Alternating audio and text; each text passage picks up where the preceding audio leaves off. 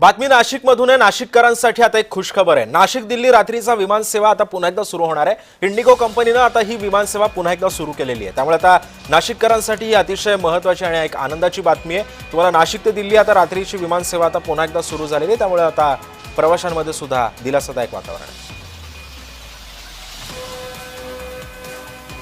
नाशिक ते दिल्ली आता विमान सेवा रात्रीची सुद्धा सुरू राहणार आहे।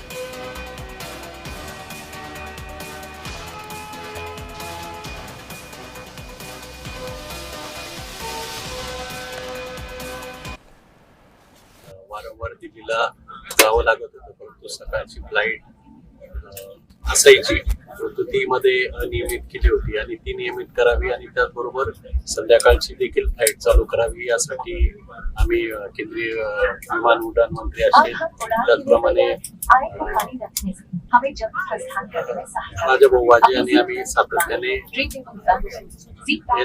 प्रयत्न केले।